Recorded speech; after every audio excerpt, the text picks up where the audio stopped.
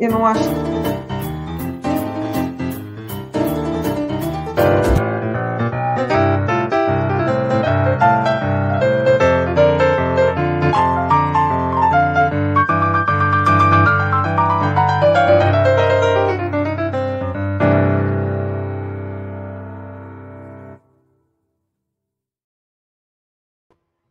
Beijo, Andréa, te Andréa Trojo não tem idade ainda para achar o barato da idade. Pois é. Atropelei a Andréia. Um beijão, Andréia, obrigada. Mas tudo bem, Miguel? Tudo bem. Todos vamos nós aqui no Barato da Idade, com abraço aqui para todas e todos que já estão aqui esperando a gente. E, Miguel, hoje a gente tem um convidado muito especial, né? É um convidado da casa, digamos assim. É um convidado da casa. Vai ser uma surpresa, porque ele vai voltar para conversar com a gente. Vamos trazer ele já? Vamos, claro. A gente já estava querendo conversar com ele faz tempo. Paulo, oi, Paula. Paulo, a gente está te explorando. Você acabou de fazer um programa aí com a Andréia e agora já está aqui você de novo, mas a gente não te larga. Você estava na nossa fila de convidados e aproveitamos. Aqui você vai relaxar, Paulo. Você vai falar da vida, vai refletir sobre as coisas. Deixa eu falar uma coisa. Estou muito feliz. Eu adoro um programa como o de vocês. Acho importantíssimo, acho uma grande ideia que a Tuxi fez de criar essa coisa.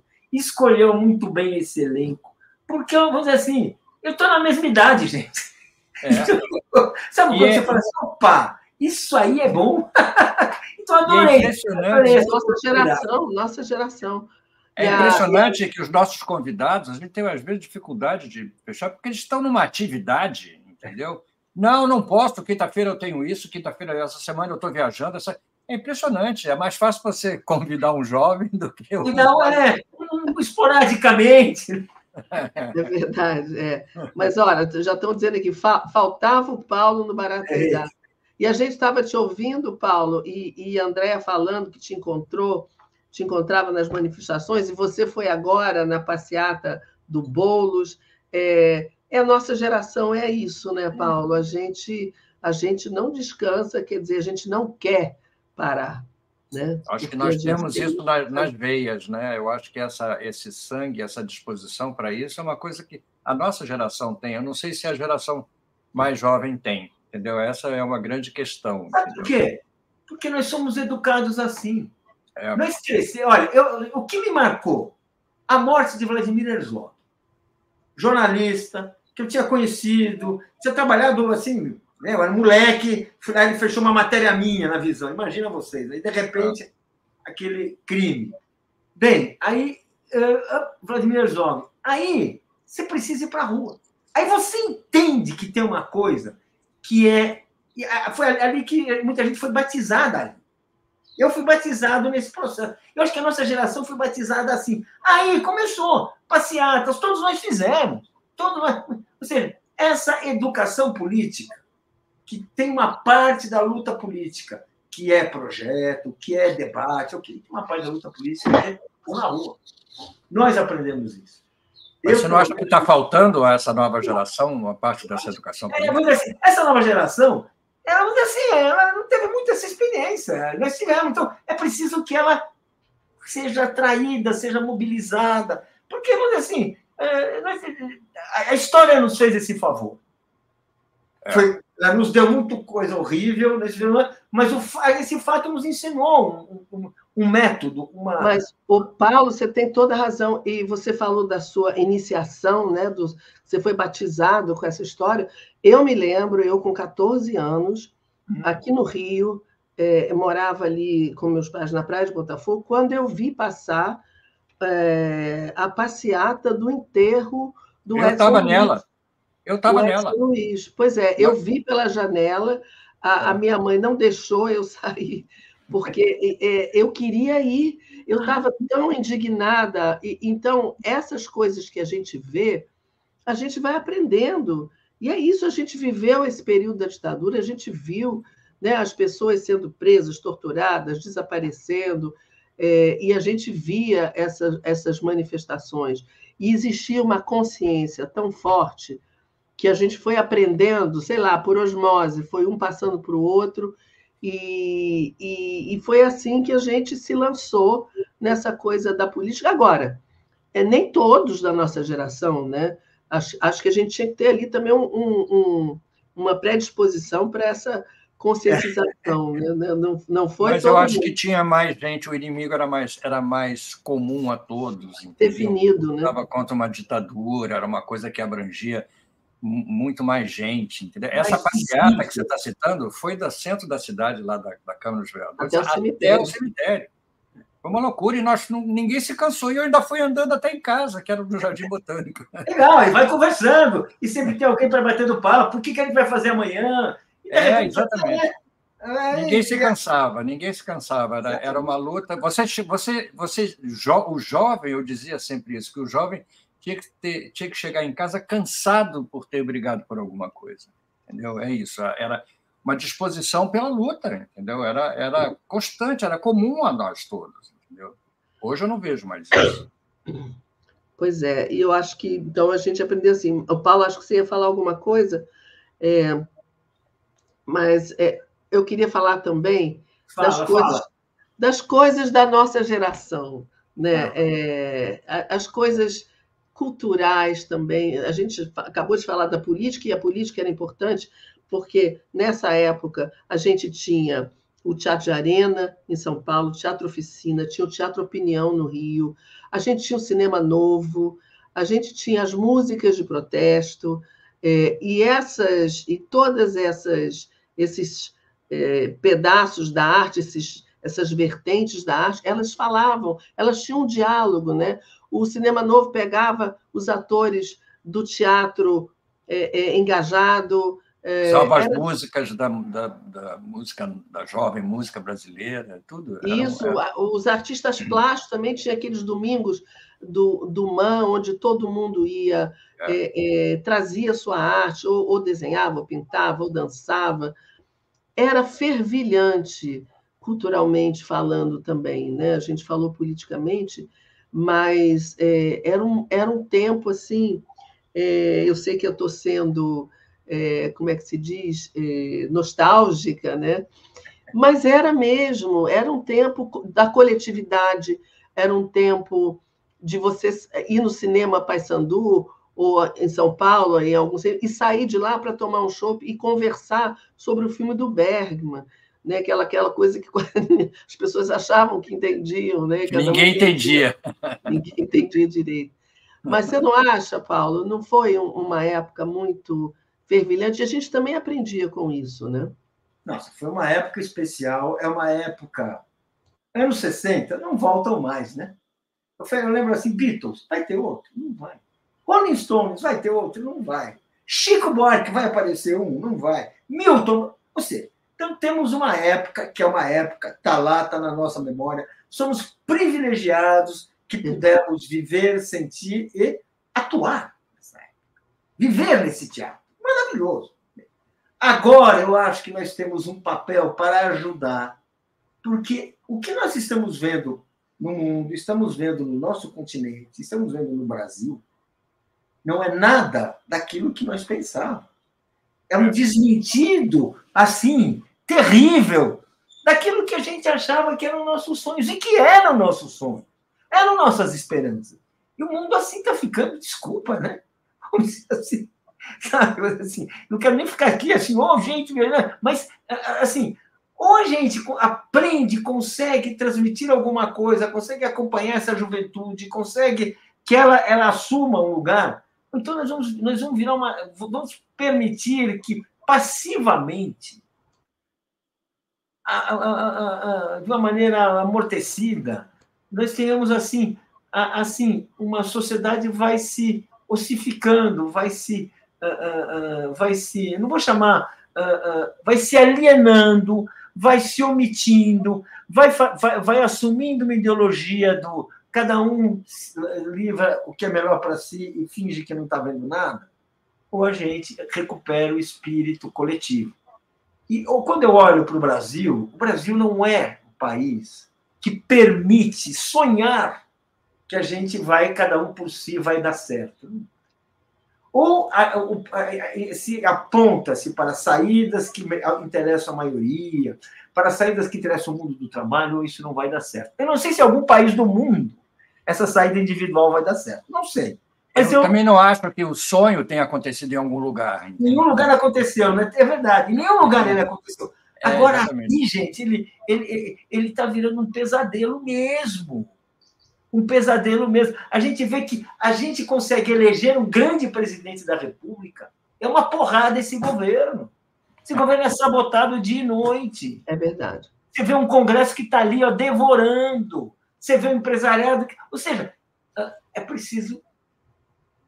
Eu não sei o que vocês acham, sabe? Assim, eu sinto assim que, olha, nós vamos concordar, né? Eu imagino, né? Que, olha, ou vamos ter uma resposta de povo, como população, como... Ou então, eu não sei. Eu não sei nem o que é. Eu não tenho nenhuma resposta além dessa generalidade, que às vezes assim, até meio... Eu também não sei, Paulo. Eu fico pensando... que vai ter que ter um despertar em algum momento. Eu acho que essa geração bem jovem, né, eu já tenho filhos assim, de 40, 30 e tantos, também.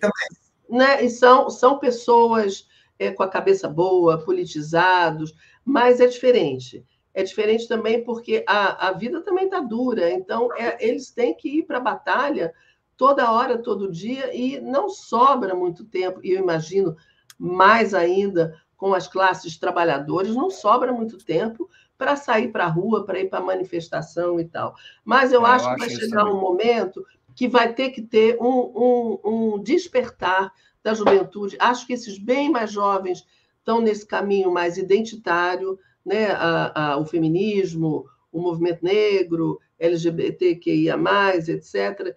Mas isso tudo tem que juntar para um bem comum, juntar na luta de classes, juntar na luta contra a desigualdade. Né? Falta esse despertar. Eu queria fazer uma reflexão, não jogando uma água fria, um balde de água fria nessa sua esperança, que é a nossa toda. Mas você não acha que essa relação da comunicação, essa relação entre as pessoas mudou muito com as redes sociais, que a rua... E até ouvi o Paulo sobre isso, que a rua perdeu um pouco aquela importância quase que fundamental que ela tinha. Hoje você manifesta a sua posição em casa, você manifesta usando o celular, você manifesta usando o computador. Eu não sei se isso mudou a ponto de mudar essa dinâmica, entendeu? De a gente ir para a rua para exigir que as coisas mudem, entendeu? Eu realmente tenho minhas dúvidas. O que você acha disso, Paulo? Você... Olha, eu vou falar uma coisa. Eu acho que é muito importante essa comunicação pelo celular. Eu acho que é muito... Vivemos assim, eu escrevo todo dia. Eu acordo pensando no artigo que eu vou escrever, como eu vou me manifestar. E acho bom quando eu consigo. Quando eu não consigo, eu falo, puta, mais um dia sem escrever. Eita. E porque, vamos dizer assim, é o que a gente vê. Agora, isso é bom, isso é parte dessa comunicação. Agora, eu acho que a gente não pode ter a ilusão que estamos trabalhando numa coisa que é privada e pública, mas é muito privada. Sou eu com a pessoa que me lê. É muito sou privado, eu com a pessoa que... Né, é privado. Nós precisamos retornar ao espaço público. Porque é o espaço público que faz a história. É o espaço público que a coisa vai mudar, que vai mexer. Sabe? Então, vou dizer assim, sabe? Então, eu fico assim... Então, a manifestação privada, olha, eu acho ótimo. Você quer saber? Eu acho que essa juventude... Eu tenho 3 filhas. Saindo da adolescência, algumas realmente, decididamente, não são mais adolescentes. Mas são jovens comparados conosco. Bem, você vê assim, o que elas sabem, a informação que elas têm, a formação que elas tiveram, é de dar inveja. Porque, vamos dizer assim, tiveram escolas melhores, tiveram acesso a línguas melhores, viajaram, sabe? Ou seja, fizeram uma coisa que, olha, e vamos dizer assim, não tiveram a nossa experiência, a história não lhe deu essa oportunidade, mas elas têm uma... Agora, tem uma outra coisa que essa geração precisa aprender, tem uma outra coisa que essa geração precisa se compreender, a necessidade do quê? Do espaço público, de agir no público, de criar, de entrar na luta social de verdade. Não essa coisa que é o que se tenta fazer, é todo mundo em casa. Né? No conforto do lar, militando no conforto do lar. no conforto lá, no conforto da sua classe social, você não se mistura, porque a rua tem uma coisa que é bonita e que é desafiadora, porque ela te traz o povo. Né? Ali todo mundo é o único lugar em que as pessoas se encontram com os seus diferentes. Né? Isso eu acho que é um aprendizado político fundamental, mas também é uma novidade. Né? É uma coisa, né? Que eu acho que é muito importante. Eu acho que para muita garotada que eu vi esses dias, eu nunca tinha visto esse povo que elas viram. Porque, assim, as manifestações hoje, elas são assim, de uma heterogeneidade, de uma riqueza, de uma coisa que nem era na nossa época. Né? Na nossa época, parece que todo mundo era meio engajado. Aqui todo mundo é engajado, mas de outra forma. A gente está falando da nossa bolha também, né, Paulo? Porque o que a gente precisa, eu me lembro das guerrilhas, na época da ditadura, a guerrilha do Araguaia, todo mundo esperando que os camponeses aderissem, né? E foi isso que não aconteceu, né? E é isso que não aconteceu até hoje, né? As bases populares precisam se conscientizar, né? De que o que é melhor para eles. Eu fico pensando, eu queria saber o que vocês acham. Outro dia eu li um artigo de um cara, ele é até alemão, mas acho que está vivendo no Brasil, ou escreve para cá e tal. Ele dizendo que essa ultradireita, mais ou menos ele disse isso, a ultradireita, ela roubou a pauta da esquerda, que é a pauta de está tudo ruim, a gente precisa comer melhor, a gente precisa não se ajudar, porque é uma coisa individualista, mas aquela pauta mais aguerrida de que tem que mudar o sistema, eles é que estão com essa pauta, embora, né, a gente saiba o que vai dar lá no fim. Mas qual é a pauta mudança eles querem, né? A mudança que eles querem é outra. É outra, claro. Você não acha, Regina? Mas eles chamam as pessoas para isso. Vamos derrubar esse sistema, fazer uma vida melhor para todo mundo, que a esquerda dizia isso, né? Mas você não acha que essa é uma pauta de ser de oposição? Entendeu? Que é mais fácil você Não, porque a direita e a esquerda também, enfim, a direita já foi de oposição também e não era essa pauta. Vamos derrubar tudo. A ultradireita é. Não, pois é, porque surgiu a ultradireita. A ultradireita que é o fato novo. Não é só de oposição, vai além. Eu acho que vai além disso. É oposição e destruição. Pois Olha, isso, para mim, é o que é o perigoso da nossa situação. Por quê? Porque existe um setor de trabalhador, de gente ali que está na vida dura e que não teve oportunidade. Que é um setor que é facilmente manipulado, envolvido, enganado, mas quando você é enganado, você percebe o engano daqui a 5 anos, às vezes, em geral, quando é tarde demais. Né? O fascismo enganou muita gente na Europa. Muita gente boa foi enganada. Gente boa, gente que... A gente está vendo esse processo, a gente está vendo isso agora. Né? A gente está dentro desse processo, em que ou a gente participa para negar, para trazer a consciência, para impedir que isso ocorra, ou então é isso, Miguel. Porque exatamente isso que está acontecendo na Europa, você fica vendo. Sabe, você vai na Venezuela, você vai onde você quiser. Vamos dizer assim, você tem um processo de não é direitização de opiniões, é comportamento.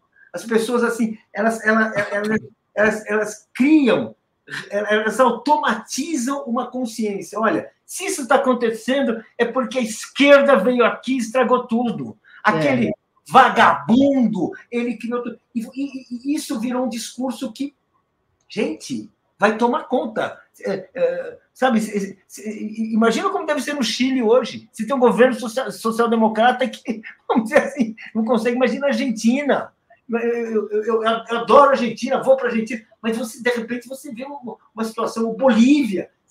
Olha, e assim, esse assim, o que a extrema-direita está fazendo no Brasil é querer criar uma colônia, e aí o Brasil uma colônia fascista, aqui, que vai realmente combativa, violenta, que vai dar porrada, que vai mandar calar a boca, que vai fechar jornal, sabe? Que vai acabar com essa nossa alegria aqui. Exatamente, vai prender e arrebentar. E é desanimador, né? A gente vê o resultado da pesquisa, essa pesquisa que saiu agora para São Paulo, é desanimadora, entendeu? Mas era de se esperar, né? Mas constatar isso é desanimador, entendeu? Mas eu acho que tem espaço ainda para a campanha, eu acho que tem espaço.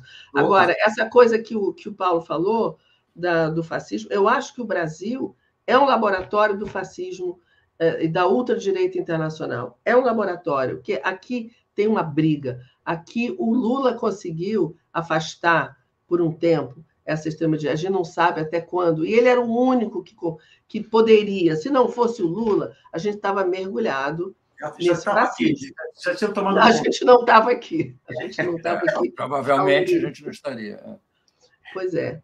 Então, agora, alguém falou aqui, que eu queria colocar também essa discussão aqui para vocês, a Maria José dizendo, e o MST e tantos outros? Em Alagoas temos uns 15 movimentos. Eu acho o MST o movimento mais importante que tem no Brasil. Eu acho que são a maior organização social do mundo, porque eles funcionam há muito tempo e funcionam. Eles conseguiram eleger, foram quantos?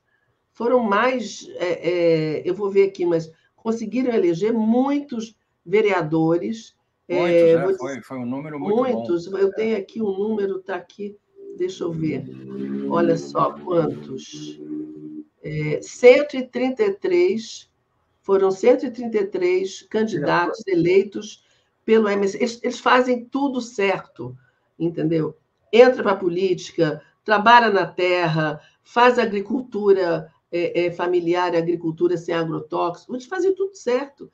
A gente tem que ter esperança neles e se juntar a eles, né? Não sei se Paulo, a nossa geração se alimentou e se alimenta muito de política até hoje, entendeu? A nossa vibração é essa, né? O nosso combustível é a política. Do que você acha que se alimenta a nova geração de hoje, a geração que está aí, o jovem de 20 e poucos anos? O que alimenta, o que faz esse jovem sonhar? Olha, eu vou falar uma coisa. Eu convivo com jovens em casa. Não moramos mais na mesma casa, mas eu tenho 3 filhas e a gente convive muito, fala muito. Felizmente, elas me aguentam, então eu tenho oportunidade de falar, elas ouvem tudo isso. Agora, e eu sinto um radicalismo que surpreende. Eu achava assim que não, essa juventude aí não viu nada. Não, elas têm posições duras, têm posições, buscam caminhos coerentes, não estão ali de graça, não. Tem utopias que acho que devem ser valorizadas, tem projetos que acho que tem que ver. Agora, eu estou sentindo que falta canais. Nós tínhamos canais que se expressavam, sabe?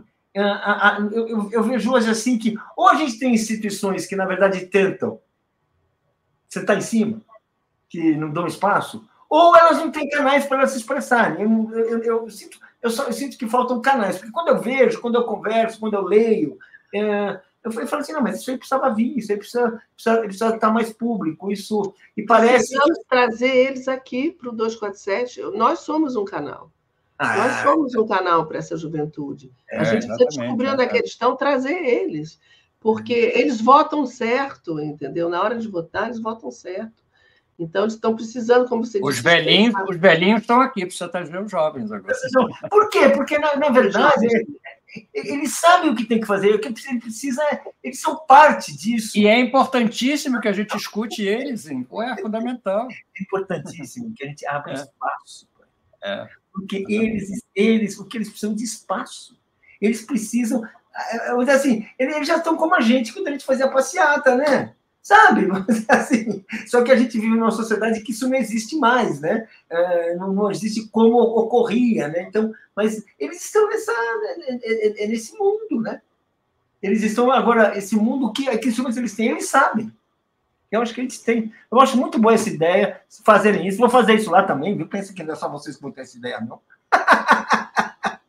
Mas eu acho que a gente tem que começar, assim, limite de idade para entrevistado. Pelo menos uma vez por semana.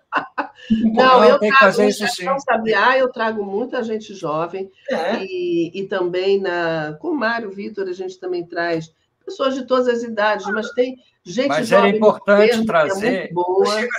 Especificamente. Fazer especificamente, entendeu? Porque é o seguinte, esse espaço que nós temos, os mais velhos, eu acho ótimo, mas a gente precisa ouvir os mais jovens até para justificar o nosso espaço, entendeu?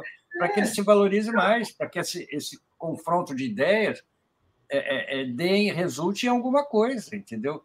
Porque eu acho que eles têm, talvez, mais dificuldade em encontrar ferramentas, encontrar reflexão, encontrar tudo mais, porque o acesso não é tão fácil quanto foi para a gente. Assim, nós jovens fomos chamados para trabalhar em jornal, não fomos? Nós jovens. Fomos trabalhar. Eles não têm mais isso. Eles podem vir para cá, mas eles precisam ter espaço. Porque, vamos dizer assim, isso é um começo, alguma coisa. Então, chamamos para dar entrevista, é um começo. Ou seja, permitir que eles sejam atores. Eu acho que é isso que eu acho que os canais que os jovens têm hoje são canais mais individuais, né? Você tem... Eles vão ser internet, né? Influencers, youtubers, muitas vezes são de direita, para ganhar dinheiro, para, né, trabalhar com consumo, mas muitas vezes eu vejo, tem uma delas que eu entrevistei na pandemia, ela ainda, uma moça, como é que é o nome dela? Não sei o que, do Fim do Mundo.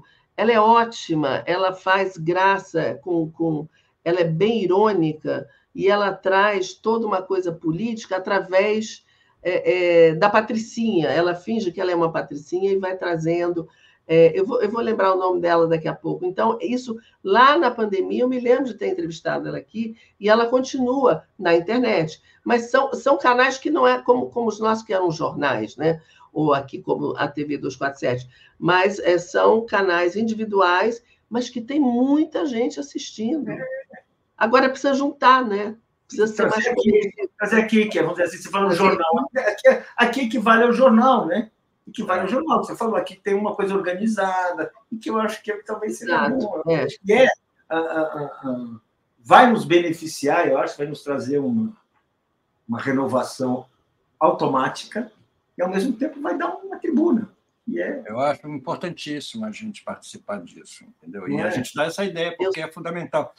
Porque a internet, a pandemia, levou todo mundo para casa, o que foi ótimo, porque a gente inventou isso aqui, a gente está trabalhando nisso. Agora, acabou a pandemia e ninguém voltou, todo mundo ficou em casa. Pois é.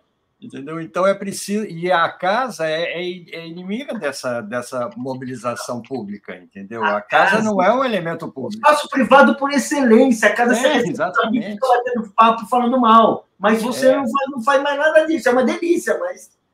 Criou uma comodidade, uma zona de conforto, literalmente uma zona de conforto, que atrapalha muito esse processo, entendeu?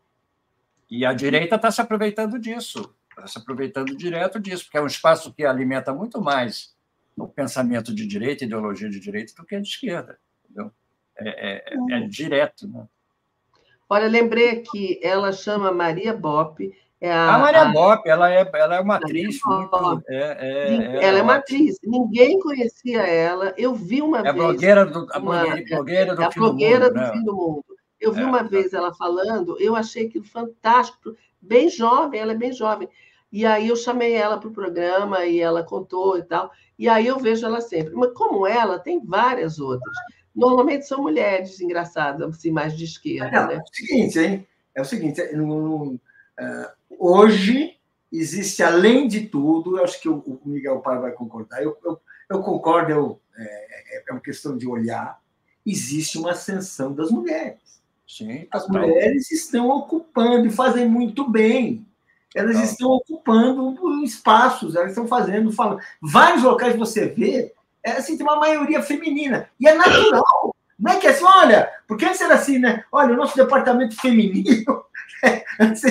Não, são as mulheres, são as moças, são as meninas que fazem, é isso mesmo. Olha, vamos acordar. O mundo está ficando um mundo assim, muito mais igualitário do que a gente pensava. olha, isso é irreversível, ainda bem. Isso é uma coisa que acontece no mundo inteiro, não é só que não, no mundo inteiro está acontecendo isso. Não tem mais espaço para brincadeira, entendeu? Nesse aspecto. Entendeu?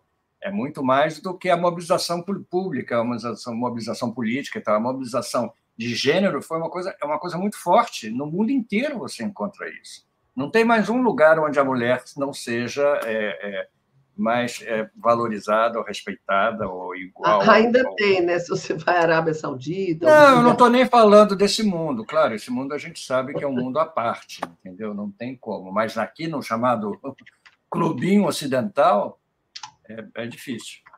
Fala, eu queria Paulo, fazer uma pergunta para vocês, ó, aproveitando assim, roubando um pouquinho, mas eu acho que tem uma pergunta aqui do Paulo Sato, que ele mandou aqui uma mensagem, que eu acho que vale a gente conversar, meditar, responder, refletir. Ele escreve: povo na rua é prática em extinção. Daqui a algumas gerações será ato impensável. Internet, resumidamente, simboliza as mudanças de hábito.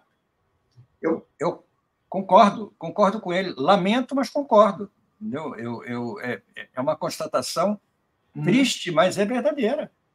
Mas, olha, isso a gente está falando de Brasil. Quando a gente vê na Europa, por exemplo, as pessoas saindo na rua em atos pró-Palestina, em vários lugares da Europa, até aqui na América do Sul a gente vê também, talvez seja uma característica brasileira. Talvez a gente volte quando a coisa pressionar. Agora, por exemplo, por que a gente nunca fez uma grande passeata contra o genocídio na Palestina? Nunca aconteceu. Teve pequenas passeatas. Né? Você consegue imaginar uma mobilização? Não consigo. Por isso que eu acho que pode ser uma questão brasileira. Não sei. Vocês não acham que tem a ver também com a questão da situação da nossa educação, da educação do povo, das escolas, do tipo de relação com a escola que se instituiu no Brasil nesses últimos anos? Posso falar? Pode, eu acho que tem a ver com tudo isso. Acho sim que tem a ver com as escolas, tem a ver com um leve conservadorismo que eu acho que existe por aí, que acompanhou governos progressistas, em geral tem uma contramarcha conservadora que nós estamos enfrentando. O Brasil teve uma maré de governos progressistas, moderadamente progressistas, mas inegáveis, os governos Lula, o governo Dilma, assim, uma coisa assim, a volta do Lula, tudo isso são coisas que bem não estavam muito no nosso radar da história. Hoje, eu acho que a gente tem tudo isso. Agora, eu acho que isso aí não está resolvido na história, não, porque a história não dispensa povo na rua. Eu também acho. A gente, olha, vamos dizer assim, se a gente... Cara, mas que fala assim, olha, vamos ver todos os heróis de gabinete. Vamos, inclusive para namorar, a gente agora só usa telefone. Eu acho que não. Ou seja, eu acho que a tendência é o retorno à rua. Nós estamos em casa, o retorno, essas manifestações são pequenas, não são grandiosas, mas se a gente está esperando alguma mudança, vai ser indispensável. E vocês não acham, pensando aqui, vagando aqui, delirando aqui, vocês não acham que essas guerras podem ser também uma manifestação contra o povo na rua? É uma maneira de você exterminar... Porque o povo em casa, assustado com medo, é verdade. Não é? Eu acho que tiver muito militarizado, enquanto for assim... Exatamente. Né? Mas você está se referindo a que guerra? As guerras... Israel, por exemplo. Israel e Ucrânia? O que mais Israel está fazendo em Gaza e no Líbano? Não, mas eu acho que é o contrário. Eu acho que o que está acontecendo, quando tem guerra, é aí mesmo que as pessoas vão para a rua. Eu acho que não é isso que está influenciando, não. Não, mas vão para a rua e morrem. É que a questão é essa. Não no Brasil, Não, estou falando lá. Aqui não, mas a gente está falando daqui. Eu acho que lá é claro que ninguém vai fazer manifestação, nem em Israel não se faz mais, porque os progressistas em Israel vão para a cadeia também. Mas eu estou falando aqui, acho que isso não tem a ver. Agora, a Nilva está dizendo, esses canais são assistidos pela nossa bolha. A Maria Bob, a sobrinha de Zé de Abreu, não atinge um povão. Ela já foi até contratada pelo canal GNT. Mas a gente tem o hip hop, né? A gente tem o rap, a gente tem, que são outros canais que atingem outro tipo de população. A periferia, não é a nossa bolha. E ali tem protesto, mas ali é um protesto que não encaminha, é um protesto porque é preciso haver um protesto de tanta repressão que tem, né? Mas não existe ainda um caminho, uma liderança para levar, para pegar esse protesto e transformar ele em luta, né? Eu queria lembrar, toda manifestação, em qualquer momento da história, ela nem sempre foram grandes manifestações de massa. Nem sempre foram as manifestações grandes. A gente gosta de ver aquelas fotos, a gente fala, mas olha, vamos dizer assim, a gente já fazia passeata. Eu fazia passeata, a gente ia sair da USP, chegava no Largo de Pinheiros e começava a tomar porrada. Eram 300 pessoas e a gente achava, bacana. A gente até falava massa. Ela estava lá, né? O que é, então? E vamos dizer assim, esse processo da população tomar conta do espaço público é o processo necessário da luta política. E isso eu acho que ocorre, está ocorrendo nos países onde a massa não é morta, porque você não vai na rua para morrer. Se for para morrer, você não vai, desculpa. Agora, como é possível imaginar que o mundo inteiro vai ser uma sucessão de estados militares, porque isso é estado policial, né? Que a massa está na rua, você começa a dar tiro. Então, eu acho que, vamos dizer assim, o que eu imagino é que vamos ter assim, a recuperação das mobilizações populares, elas vão crescendo, porque não tem resposta, as pessoas ficam indignadas. Porque, vamos dizer assim, tudo se baseia assim, como é que você olha para o teu filho? Né? Não tem pão na mesa. Pai, você não tem vergonha na cara? Começa a ter aquelas coisas que é assim, né? As pessoas vão reagindo, e uma hora elas reagem, e essa reação, uma hora, vira uma reação grande. É isso que eu acho que... Eu acho que aqui no Rio, por exemplo, nessa eleição, que a extrema-direita foi vencida, né? E a gente conseguiu um candidato, que não era um candidato de esquerda, mas um candidato de centro, e que reuniu tanto o voto útil da esquerda, quanto o voto útil até da direita, e quem sabe até da extrema-direita. E isso talvez seja eu não sei, mas talvez seja uma manifestação de que as pessoas já estão cansadas também, estão começando a cansar desse discurso. Claro que em São Paulo a gente viu o oposto, né? Mas o Luiz Parra disse uma coisa aqui interessante, que eu vou ler aqui para a gente. Ele fala o seguinte: a gente passou gerações pensando que o genocídio dos nossos povos originários e a escravidão e genocídio do povo preto não nos dizia respeito. Somos assim até hoje. Gente assim defenderá os palestinos? Vai ser uma minoria, né, Luiz? Vai ter gente defendendo. É uma boa pergunta. Agora, outra coisa que eu queria também lembrar é que a gente teve 20 anos de ditadura que amassou, reprimiu, tirou qualquer possibilidade de desenvolvimento de muitos líderes. Né? Quantos desses líderes não ficaram para trás por conta da repressão, ou não foram mortos, ou então foram alienados? Né? Então, a gente teve esse processo, e depois, com o PT, depois que o PT foi para o poder, né, a esquerda, a gente teve o Mensalão, a gente teve a Lava Jato, foi tudo muito massacrante, muito poder, tudo muito poderoso, muito elaborado contra também, as causas sociais. Então, a gente tem que levar isso em conta. Isso também afetou os jovens, né? É por isso que está demorando um pouco mais, né? Mas... Paulo, você acha que essa nova geração tem capacidade de criar um sucessor ao Lula, à altura de... Olha, antes de Lula aparecer, a gente não pensava que precisava ter um Lula, né? A gente nem imaginava que existiria um Lula. E a gente estava até achando que o Brasil tinha dado voto. Tinha tido o Getúlio, tinha tido o Zé Dirceu. Vamos falar assim, vamos de tudo aquilo que cada um no seu tempo, cada um no seu momento histórico teve sua importância, né? Enfim, só para dar outro exemplo, não ficar assim. Então, eu acho que não teremos um líder metalúrgico. Agora, uma liderança popular, eu acho que teremos. É impensável. Até porque o povão não para de aumentar. E o povão é que vai ter a última palavra. Porque, vamos dizer assim, o Lula é aquilo que o Lula... Ele foi líder de uma camada que hoje nós chamamos de elite. Que é operário com registro em carteira, salário, aspas, bom. Esse cara, hoje ninguém vai dizer que ele é povo, já é classe média. O povão vai ser um líder que vai vir disso aí. A gente tem que olhar mais para outras outra genética social, na minha opinião. Mas seria uma maravilha, isso é um sonho. Eu acho que tem que ficar atento, porque eu acho que isso vai aparecer. É outro tipo. Eu também acho, Paulo. Sabe? Mulher, provavelmente, muito possivelmente vai ser uma mulher, pode ser uma mulher, porque, vamos dizer assim, por esses milagres que a gente não sabe qual elas hoje estão fazendo, estão se mobilizando muito mais rápido, com muito mais eficiência em muitos casos. Estão entrando na política, entrando de fora na política. Eu acho que a gente tem que ter esperança, eu acho que vai acontecer, e a gente não pode ficar, acho que não, está tudo perdido. Não está, a gente tem que lutar, né? Não sabe por que você assim? Quando nós já estamos assim numa certa idade, né? Então nós temos aquela tendência de achar que aquilo que nós vimos, só nós vimos. Isso, infelizmente, esse mundo não volta, mas ele volta. Claro. Os filhos da gente surpreendem a gente. Não, você fala assim, não, mas aquela escola, de repente, você vai ter um tremendo cara dando uma aula. Gente, felizmente a humanidade nos surpreendeu, pelo menos eu acredito.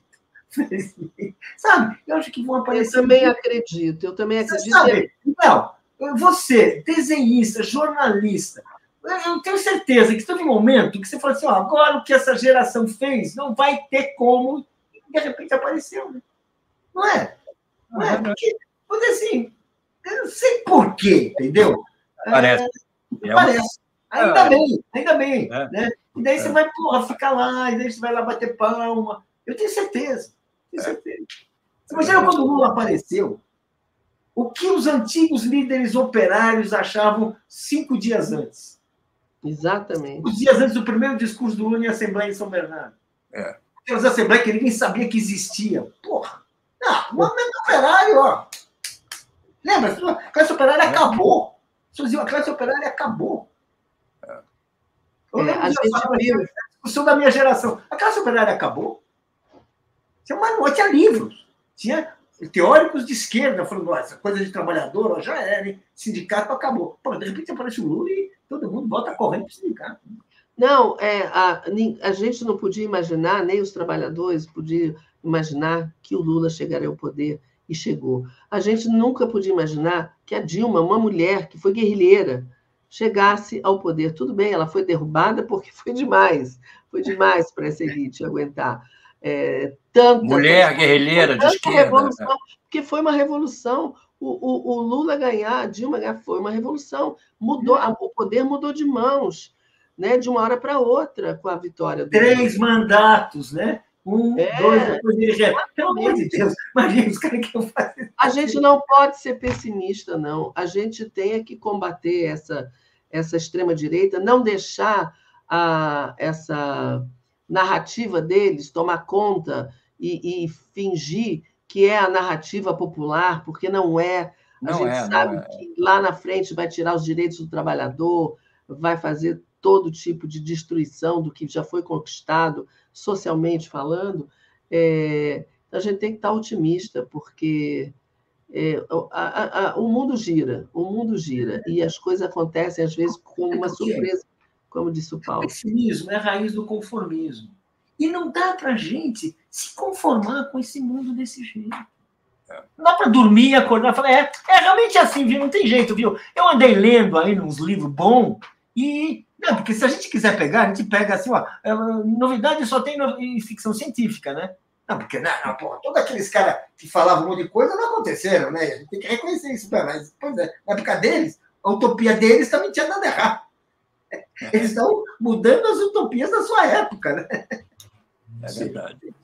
Essa esperança, eu acho que a gente tem que ter a esperança, como a gente disse aqui, a esperança está nas ruas, né? Se você não está no espaço público, né? Eu acho que isso aí, eu sempre disse isso, vivenciei isso na Itália, como isso era importante lá, a ocupação do espaço público, fundamental, entendeu?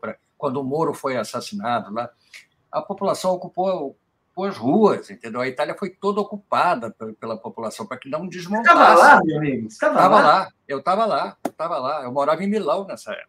Nossa, que maravilha! Eu estava no núcleo, na capital do confronto ali, entendeu? Então, foi um momento fundamental. Eu estava dizendo aqui, os momentos em que eu vi na minha vida o povo na rua, vi na Itália, assisti o Irã quando derrubaram o Shah. Reza Pahlavi.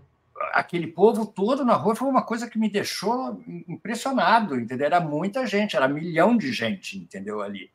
O Martin Luther King, as marchas dele, entendeu? As lutas em Chicago. São momentos assim que foram importantíssimos na nossa história, que a gente não pode ano de 68, né, Miguel? Exatamente, o ano de 68, que eu tinha 18 anos, quer dizer, eu sou um ser privilegiado, entendeu? Que tinha 18 anos em 68. Eu recebi no meu sangue, nas minhas veias, toda essa capacidade de transformação, entendeu? Foi muito bom, muito importante. Eu acho que isso a gente não pode esquecer. Eu escrevi um livro junto com o meu colega Ernesto Souto, também jornalista, que se chama 1968, Eles Só Queriam Mudar o Mundo, e que tem tudo o que aconteceu no Brasil e no mundo, mês a mês, do ano de 68. E eu fui fazendo essa pesquisa para fazer esse livro, e eu descobri tanta coisa que eu não sabia, muita coisa a gente viveu, e outras coisas que foram acontecendo em todos os lugares do mundo, todos, quase todo o mundo inteiro. Foi um ano realmente, aquele período, né, revolucionário. Aqui desandou no AI-5. Terminou o ano com o AI-5, né? Terminou o ano com o AI-5, mas até lá teve muita efervescência.